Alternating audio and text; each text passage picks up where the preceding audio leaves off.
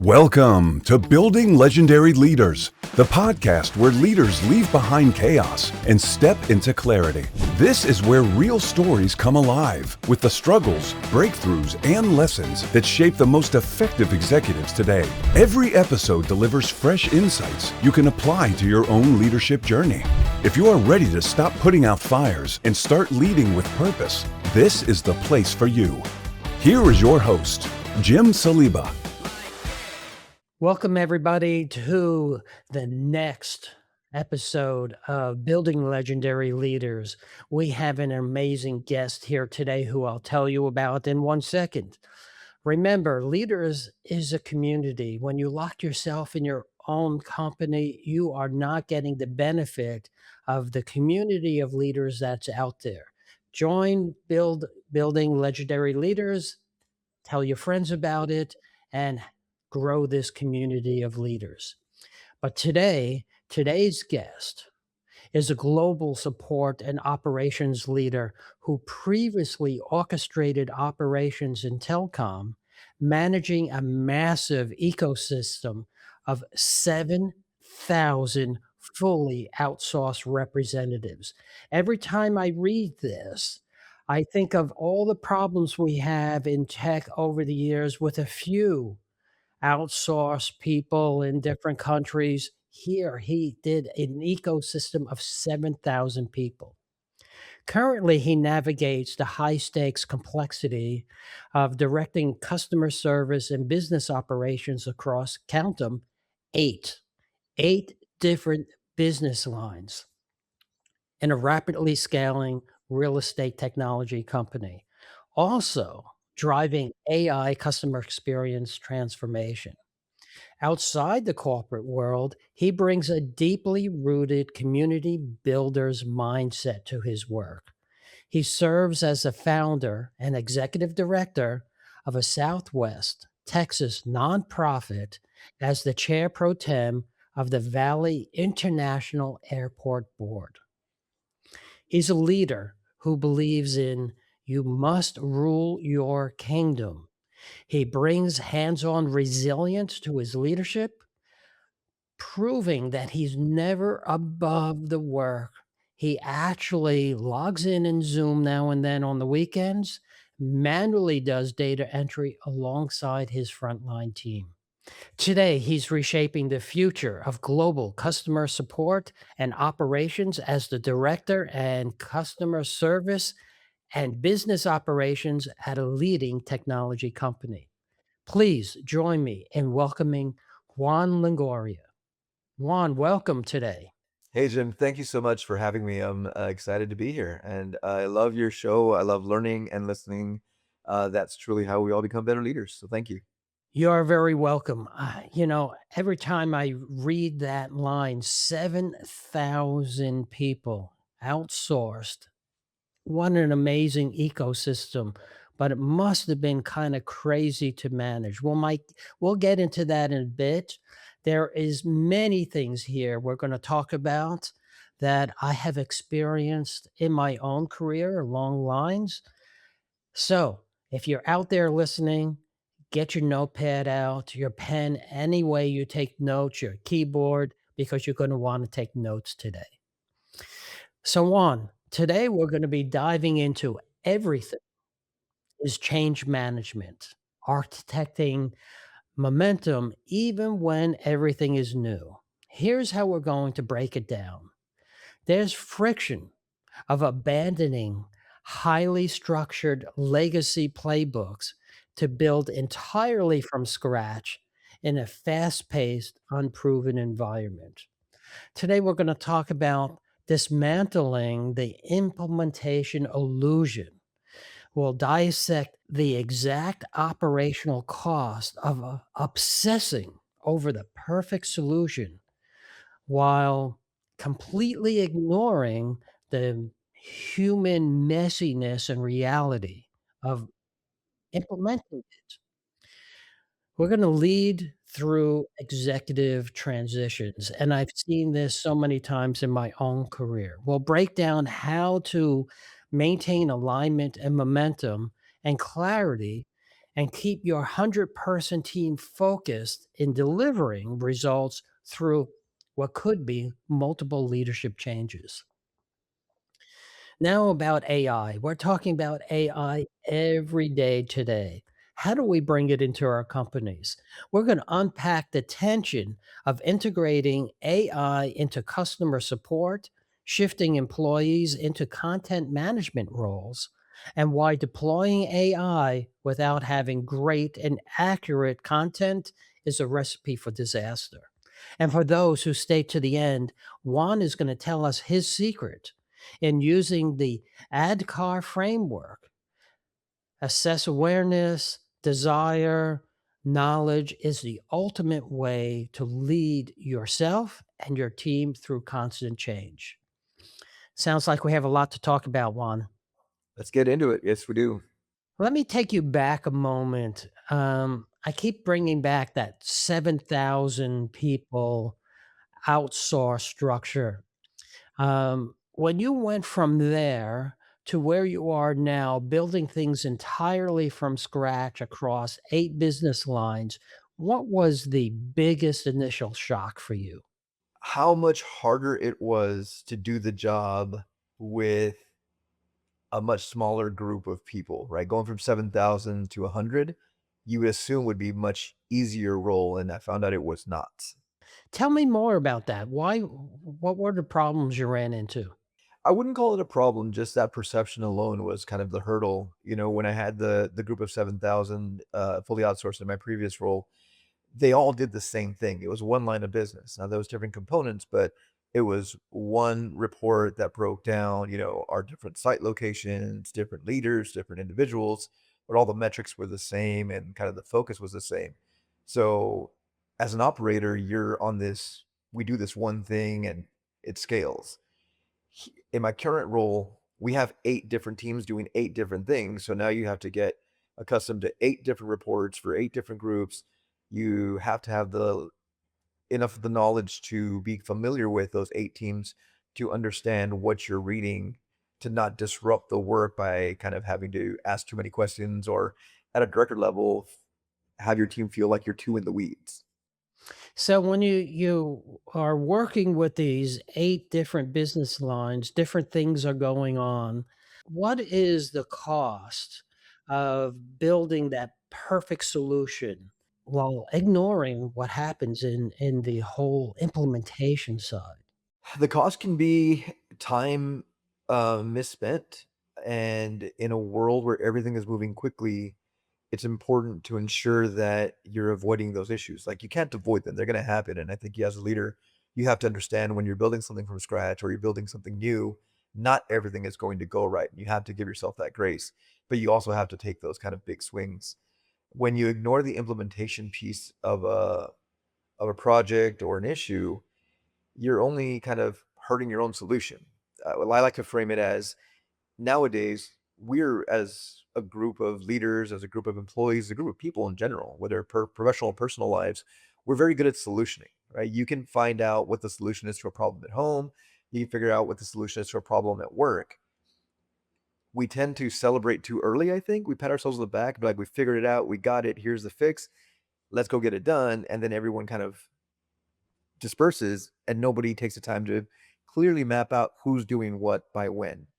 And that's a very important piece of implementation I think we get wrong. And even speaking about it now, I know that this year alone, there's examples where I haven't lived up to my own standard because we're in such a rush and things have to happen quickly. But taking that time is really important. I talk to leaders every day about experimenting, and if people have watched this show, you probably heard me say it a number of times. A day doesn't go by probably in your own company when you say, well, let's try this and see how it works, or let's run a pilot and see what we get out of it. Those are all code words for experiment. I like the word experiment because there's the whole scientific piece around it. With that hypothesis that we did in our poster board in that science fair experiment, fifth grade, right? I think if I do X, I'm going to get Y. I tell people to do this all the time while their peers are trying to put together the perfect PowerPoint deck and plan everything out, you can actually gain momentum by trying things out and building on it long before their deck is even done. Absolutely. There's a movie that Matt Damon was in a while back. I think it was called The Martian.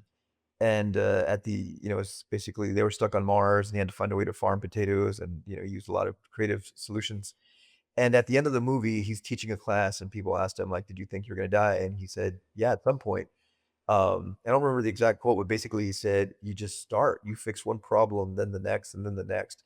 And that's, I think, a mindset that we all have to embrace because if you try to do it perfectly, you almost get paralyzed by your own desire for perfection, where you're trying to map out everything from start to finish. Take a smaller piece and say, what can I do today? What's the one thing I got to get done today? Do I need to get my executive summary done today? Do I need to get the first part of the summary? Do I at least have to put the problem statement down? And when you take one piece at a time, you'd be surprised how it can flow much easier. That is so true. I see this every day when I talk to leaders. And the other thing is sometimes these things are huge, they're big, and we don't know where to start, right? And there's that old saying, right? How do you eat an elephant one bite at a time? Sometimes you just need to start and do something. Doesn't matter where it is, doesn't necessarily mean it's at the beginning. Sometimes you have to start in the middle. If that gets you started, you're way ahead of the game instead of finding the perfect solution. Yeah, and in this day and age, I mean, there's somebody out there who will tell you the market for solutions has become so saturated with AI, and I think it's a good thing. It can be a bad thing too, but in this respect, it's a good thing. Is go online and find a solution that does or works in the space that you want to learn more about, and ask for a demo. Right, that account executive is so excited to have a conversation with you. They're going to tell you about their product, but they're also going to teach you enough about that space to learn knowledge. And without calling it a formal RFP, you can have your own lineup of 5 or 6 demos, and learn enough about this space or those products or those solutions or how things work to help you start your process. So there's really plenty of options to get the knowledge that you might be lacking or the confidence to start if you don't have it just yet to reinforce what you already think. I 100% agree. We use AI for many different things. Always say it is a solution to the blank page problem, right? You can always give it some thought. I actually dictate to it and talk, and I say, kind of empty my brain out to it. I think this, I want that, I want this. Give me some thoughts. And sometimes I say, give me 10 different thoughts or 5 different thoughts of what I could do. And it gives me that. We're going to talk about AI a little bit more. But before that, I want to get to you did this growing with 100-person staff across 8 business lines. You also experienced different executive transitions. I've been in companies where leadership has changed several times, and it always makes a disruption in what's going on. Sometimes people will say, "Oh, well, let's wait and see what they're going to want and do," and it just puts the brakes on things. How do you transition and keep your team busy and focused? I mean, I think you have to focus on alignment. And even though individuals change, the people in the role change. For me, alignment isn't necessarily the way to, is the journey to an end. Alignment is simply aligning on the end result. Like our goal is X or Y, whatever it may be. That doesn't really change even when leaders change or executives change. Now, they might change a little bit. They might have a preference of that goal's too easy, we should make it tougher, or this is a new priority, but basically, those things are set at the start of the year, end of the year, and you kind of continue to work through them quarterly. What does change is the approach. I think that's what can be really difficult for anybody, right? Whether it's a frontline rep in my customer service world at a new supervisor, a new manager, or a new senior manager, or a new director. I think this team that in this new company felt it when I was brought over. I was a very different leader than the one they had before. And you can't always control what type of leader you're going to get. I try to take lessons of the past and incorporate them into how I come in as a new leader and try not to cause too much disruption in the first 1 to 3 months. Do a lot of listening, a lot of observing. Um, and I try to hold my new leaders to that standard, but also I think at my level, at a director level, um, I've practiced the skill set of being flexible, not just to my direct reports and indirect reports, but also in the way I manage up. So I try to give new leaders grace, especially in a company that moves as fast as the one I'm at now. Things are changing all the time. So it's like drinking from a fire hose. I know that's cliche to say, but it really does feel that way, even when you've been here for a while. So some leaders at a VP level for me are a little more hands off and saying, I've got this other job to do. So I'm trusting you to do your job. As long as everything's going well, I'll leave you alone. And others want to be very supportive and hands on and want to know all the things that I know and all the things that my senior managers know. So we all have our own ways of working. I probably work best with someone saying, "Here's your goal, get it done, and let me know if you need anything along the way." Um, but I've learned to really embrace change. I've read a book a long time ago called "Who Moved My Cheese." I'm sure a lot of people have read it. That's a good book to kind of give you a guide on why being able to incorporate change makes your life easier and leads to more success. But, it can be really challenging, so I think it's important to be honest with the whatever leader it is that you have as they change, to make sure you let them know how you work best, how you communicate best, and your preferred style, and, find some middle ground, especially when you have 2 contrasting styles, find a way to meet in the middle, and you're not always gonna get everything that you want, but if you can forge a path forward that lets both of you work in the best way possible, good things will happen. So you said that we talked about change, the leaders are changing. In the title of our episode, we said everything is change management. So if you're taking this from a change management point of view, how does it help you through these transitions? Understanding what that feels like always keeps me grounded to what my team is gonna feel like. At my level, I get to see big reports. I get to see, end of year targets, revenue targets, all that kind of stuff. So for me, I am constantly inundated with the information that I need to make sense of the decisions that we're making as a business.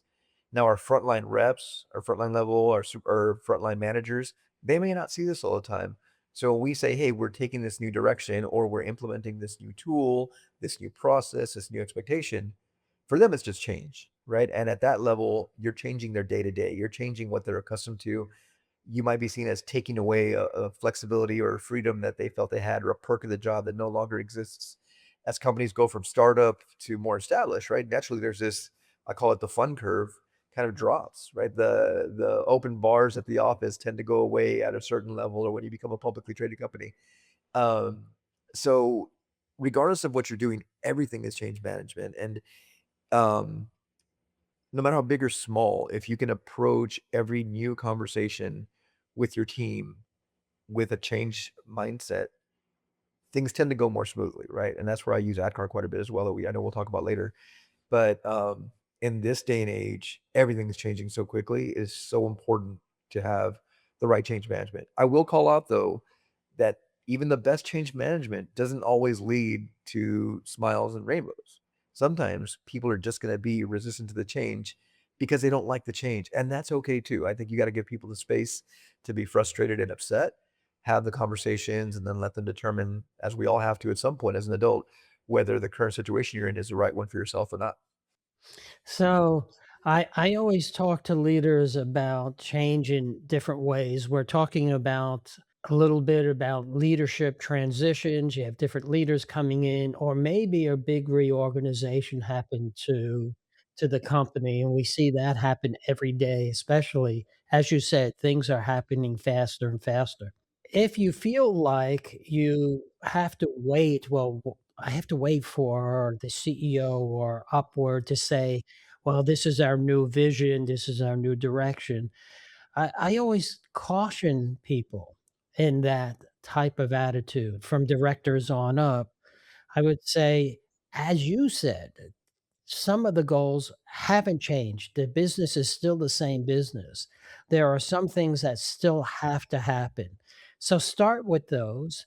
Think about what would change over your organization over the next year or so, and then go and talk to your management and your can say, hey, I've been thinking about this, and this is how I think it can roll out or how I think it can happen. Nobody has ever come back to me after doing that and said they were entirely wrong. There was always a big piece that they said, "Yes, I agree on all this. Let's tweak this. Let's do that there." And now you're showing your leadership as a real leader rather than a follower. It's about getting out there ahead of it. And many people come back to me and say, my boss was so happy that I took this off their plate and thought about this. And the other piece that's really good about it is you're mapping the future of your career.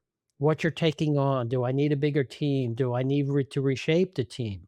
Yeah, I think it's really important with AI coming or here already, and I think as it gets implemented more often, that's one of the biggest things that I try to advise peers and other companies or like, fellow directors I used to work with is as a great example, as you're launching I feel like it's my extreme responsibility to be mindful of my current staff, right? The goal of AI is no secret across the board, or at least I would call it a myth, but what is poorly communicated is AI is here to reduce cost, to reduce the need to hire staff or reduce the amount of people we have doing these kind of jobs. Customer service is one of those jobs. What I think people get wrong is that you can't flip a switch with AI. You got to have the right content. You got to have the right moderation. You have to kind of babysit it at first. You can't just launch it. Too many companies have failed. There was a study done, I think, that like 94% of companies that rolled out AI last year failed with it pretty quickly. So we thinking about the future in the way that you talked about, like I wanted to make sure that before we started speaking about AI at a large scale, is first, how do we take care of our team? How do we understand what the roles of the future look like and start ensuring that we're developing training and giving opportunities to our frontline staff currently to fill those roles, right? So people don't have to be scared for their jobs. The morale doesn't take a hit. And you have to be sincere about that. And you have to be honest about what you're doing. The other part is be careful with your hiring. Like there's a gap of rolling out AI from start to finish and testing and piloting if you're not looking at using BPOs for staff or third party firms, you might want to. It may feel not great if you're not accustomed to it, but in the short term, it is a great lever to pull. So you don't have to go hire more people internally or to your team that you're going to put in jeopardy in a year or two because AI is coming, right? There's a responsibility as a leader to take care of your current staff and anybody else that you might bring into the team.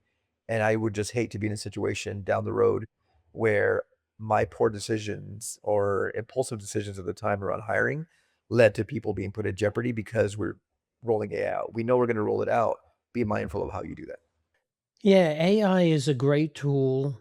There's a lot there. We hear in the news all the time companies saying, "Oh, we could reduce our staff because we're using AI." But as you said, over 90% of these rollouts fail because we really didn't plan it from beginning to end. And now what do we need to do? We need to hire people back all over again and start again and do things. So you talked about in our conversation shifting employees to content managers while deploying AI. Tell me more about how you did that. Well, we've only started doing that. It's again a pilot. We're experimenting, like you said. But as we rolled out our first version of AI agents, we knew, right, that our content may not be the greatest. We did a lot of work to get it ready so we wouldn't have any impacts to our consumers. But there's always areas of opportunity that you're going to discover. So we took those that had high aptitudes for AI. They were already creating AI agents on their own via Glean or ChatGPT, like things that they just were already they like doing. So we gave them the opportunity to kind of moderate the AI, and as it saw, what we did is we had the AI agent replying before a conversation where a case was closed in our CRM. That frontline rep would review it, scan it over really quickly, and if there was an issue, they would fix it. Otherwise, they would approve it, and it would automatically send out the response to the consumer. As they caught issues that needed to be corrected, they were able to kind of take a lens and see what did it pull from the wrong content, or the parameters we set around our content not specific enough to our lines of business, so it pulled similar content from a different line of business. Um, but it worked, right? And we minimized our or improved our accuracy rate fairly quickly. I think day one we had an accuracy rate of 79, 80%, which is pretty good for day one. By the end of that first week, we were above a 96% accuracy rate on our AI responses. So it was really, really good. So as we do that, it also creates confidence from our front line that AI is not coming for your job. We actually are going to be able to create different jobs for this team of experts that we have, um, that you guys will be able to get done. So all things working together, again, being mindful to your last question from the start and really mapping out the long-term future, which I think falls in the director responsibility, right? Like I always like to tell my team that it's my job to create a vision for the next year or so. Senior managers then create the strategies for the next 6 months. The managers create the tactics for the next month or so, and then the frontline team executes. But yeah, I think all in all, it's working well, and I want to continue doing it and creating that confidence in the team that AI is nothing to be scared of. It is going to make us better. That sounds great. You have behind you the rule your kingdom on that picture. I always say about ownership, maybe that's the same thing. Tell me your thoughts around rule your kingdom. Be accountable, be responsible. I think that's what it means to me. It's your, whatever role you're in as a director at my current company, as a father and a husband at home, uh, falling into that role and making sure that the people that I'm with in that space are taken care of and have what they need. It lends itself to more of a servant leadership mindset for me, more so than I'm in charge, I make decisions. It's more about take care of everything that's in front of you because it's your responsibility. I love that point of view. I talk to people about there's a difference between accountability and ownership. Accountability in many corporations is, did I reach this goal? Did I hit that KPI? Am I getting to this metric? And that's externally driving your motivation. When you feel like you own it, this is yours. It's a completely different mindset and feel. I call it leading like a CEO because it is yours and you have to deal with not only the talent, the culture that you build within that organization. It's not just about the deliverables and the metrics. Yeah, I mean, it ties into, for me, situational leadership too. I love that style of leadership. So, in that kind of style of leadership, if a metric isn't hit, if a project deliverable isn't on time, it's easy to say, well, that person didn't get it done, right? When you have this mindset of rule your kingdom, you start off with, this is my fault. I let this happen. And you start the investigation on what did you not do in your leadership role that allowed that to happen. And it takes the shift away from blame of individuals in your team to identifying the root cause of the problem and fixing it. So if it's my fault that I didn't develop this skill in you, if it's my fault that I wasn't clear with my instructions, if it's my fault that I didn't remind you of a timeline because we said it a month ago and I could have sent you a reminder last week, just, hey, checking in, how are you doing on this task? Whatever it is, there's still accountability for that individual for not getting it done in some way, but it's shared. And as a leader, you're always saying, it is still my job to make sure this happens because at a certain level, when you manage up, nobody's going to be asking me, well, which of your frontline reps didn't do this? It's why is your organization not delivering? So it's still my fault. And I'm not going to go to a VP and say, well, somebody 3 levels, my junior didn't do this, so it all fell apart. Well, that's still my job to make sure it got done. You know, we promised our listeners that we would share your secret in leading teams through constant change at using the ADKAR framework. Tell me a little bit how you use it, what it is, and why you find it so helpful. Yeah, I mean, when I went through and got my MBA, well, my bachelor's as well, there's you study a lot of change management. ADKAR resonated because one, it was easy, one of the easier ones to remember, if I'm being honest. But two, you can kind of apply it to a variety of different scenarios very easily. So I just found it more resourceful than most of the others. So ADKAR basically, you take any scenario. The first thing you want to assess is, are people aware for the need for the change, which helps you figure out how you're going to communicate that change. Then, as you're communicating it, you measure the D, which is there a desire to change, right? Are people all in favor of this change? Or are they pushing back because they don't like it, because they feel like you're taking something away from them? It's a good level of understanding for you as a leader to know what are the next steps you take. As you move forward, Do you give people the knowledge to facilitate the change? Is there training involved?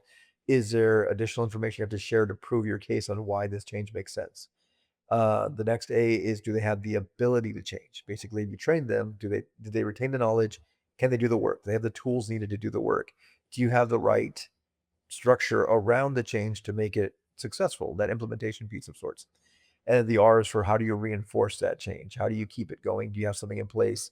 And this can be a reward mechanism. This can be a check-in system. This can be, a review after a month, whatever it may be. But ADKAR for me is just a very simple kind of 5-step process to really keep yourself grounded to the important fundamental pieces of change. Like I said, even if you do it properly, there's no guarantee that people are going to be smiling at the end of that change. And you have to be okay with that as a leader.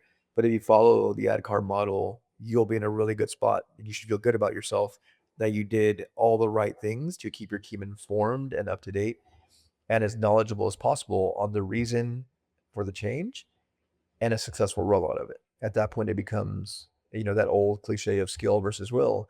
At that point, it becomes a will issue, right? Like, do people want this or not? And I guess that's where I referred to earlier. At some point, we're all adults. If that change means that this is no longer the place for you as an adult, you kind of have to make that decision, which is really tough, but also can be really good if you decide to say, let me go on to something that's more for me, which I think we all should do from time to time. I really like that in the beginning it talks about, do we have the desire? Do we have the knowledge to make the change? Do we have the tools to make this happen? Lots of times we try to push change to happen without really going through those stages or understanding those.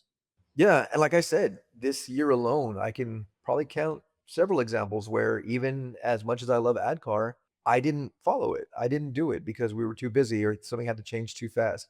So I think that's another great thing for people to understand, right? Like, a lot of these types of podcasts and shows and clips you see on YouTube, like, everyone that you listen to is speaking to the best version of themselves and the perfect world scenario. It's important to know, like, we all get it wrong constantly. And while we have these ideas and these processes that we try to stick to, sometimes we don't get to do it all the time as much as we'd like to, even though that's exactly how we want to operate. So if you find yourself listening and say, man, I wish I could do that all the time, rest easy. Even me that's talking about it, I don't do it all the time, and give yourself some grace. But as long as we all keep trying, it'll be a better world. Juan, we're kind of getting to time, so I usually hear change gears a little bit. Let's get to know you some. Tell us a little bit about where you grew up. I grew up in a very small town in deep South Texas, in San Benito, Texas. It's the home of Freddie Fender, and if you like country music, the home of Charlie Crockett. But yeah, I grew up in South Texas my whole life. I'm back in South Texas, about 10 miles away from my hometown. Lived here my whole life except for 2 years in Denver, where I worked at Dish Network a little while back, and 2 years that I lived in the Philippines as an expat. Are there anything that happened in your childhood that made you who you are today? Yeah, my parents would force us to go up to Michigan in the summers with my grandparents and some of our aunts and uncles. My grandfather owned a lot of land in South Texas, and he was a farmer. And during the summers, it was really hot, and he wanted to make sure we all understood the value of working. And the what he farmed in the summer wasn't something that we could work on.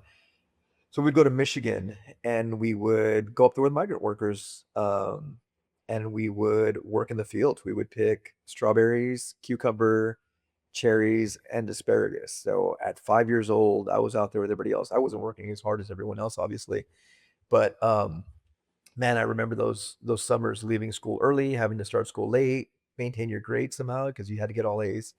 And the bees, the snakes, the frogs, the heat, the cold, squished food for lunch. It was a valuable lesson in why an education was important, and why any job that I have that is inside and air conditioned is nothing to complain about, no matter how stressful it is. So it was really cool. As an adult, you look back now, though, too, and you kind of remember some of the people that you met that weren't fortunate enough to have been born in this country or have it to where that was a choice that their family made, like forcing you to go where people had to go and that was their only source of income. And things like that are what keep me grounded regardless of what success I've had, that keep me in a spot that I don't ever forget what it feels like to be just starting out.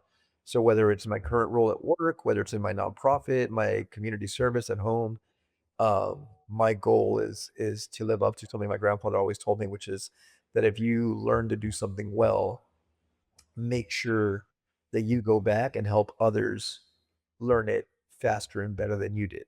Wow, that's a great lesson. You threw in there your nonprofit. Tell us a little bit about that. You're a pilot, if I remember correctly. My nonprofit was it's called Rev JLo. It's started in 2012, and we kind of took a shot at the IRS, saying that our mission statement was going to be to remove obstacles to opportunity in South Texas. It was very vague because mission statements are very important. That's the only activity that can be deemed non-taxable for the business entity, even though it's nonprofit, is your mission statement. So we got approved. So we get to do a lot of cool stuff under the umbrella of 501(c)(3). My dream for it was to be the community's charity, meaning that while I had my ideas, which at the time revolved around helping animal shelters get funding that they needed to take care. We have a really big uh, kind of like pet problem down here in South Texas. But my goal was that if I got people to volunteer to help me with my cause at the time, they would pick the next cause and the same group of people would help them with their cause and it would just continue. So that grew for a few years and then the excitement kind of tapered off. People got busy. So we converted to focusing on graduating high school seniors. I had one of my best friends, unfortunately, passed away our junior year in high school. So I created a scholarship in his name, the Saul Lades Memorial Scholarship with his brother. And so we offer these scholarships to people from our hometown high school. And we've done over $100,000 in scholarships over the last several years. And then as I've gotten older, we've stopped putting pictures of the things that we do because a lot of what we do now is help people who just find themselves in really tough situations. If they have a unexpected loss of a family member, if a fire takes out a part of their home or whatever.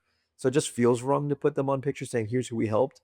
And I've got a good group of donors, though, that I don't really have to do a lot of fundraising. I make a few quick calls to some people who are fairly successful locally, and between the group of us, we kind of get the money that we need to do good in our community. So we like to have fun with it because we don't need a lot, and that gives us a little bit of freedom to be a little more personable as a nonprofit. But yeah, if there's anybody in South Texas that needs help, don't be afraid to reach out to Rev JLo, and we'll do what we can do to help you. That sounds great. You are also a pilot. You fly, yes? No, I wish. One of the partners that we have on the Valley International Airport has a school, and I was joking around with the day, like, hey, once I maybe once I get some free time, I'd like to maybe go up and learn, and it'd be exciting. But no, unfortunately, not yet a pilot. But I am on the board of directors for the Valley International Airport. That's why I thought you flew. You are on the board. Yeah, So you're helping others fly. yeah, we make sure that the airport has everything it needs to get planes in and out safely, and that everybody who travels to the Harlingen Airport has a great time, a great experience, and that the employees are well taken care of as well. Great, great. Well, this has been a great conversation. Before I let you go, I have two questions for you. The first one is, if somebody's listening to this, what is the one thing you want them to take from this and try out on Monday morning? I would love for people to, and you call this right, experiment. Everything is change management, so everything is change. That idea you have in the back of your head, you're in your seat because somebody or a group of somebody's believe that you have something to contribute. You are doing no favors to anyone by being shy about your ideas, regardless of how popular or unpopular you think they are. Hanging on to that idea, not acting on it when it's something you're passionate about, is a detriment, not just to kind of yourself, but to the business that you're in, most likely. And I would encourage you not to get in your own way. Give it a shot. I love it. I agree. Experimenting is how we learn as adults. It's not like in second grade where we just absorb information. We learn by doing, we learn by trying. Do small experiments. Don't wait till they're too big.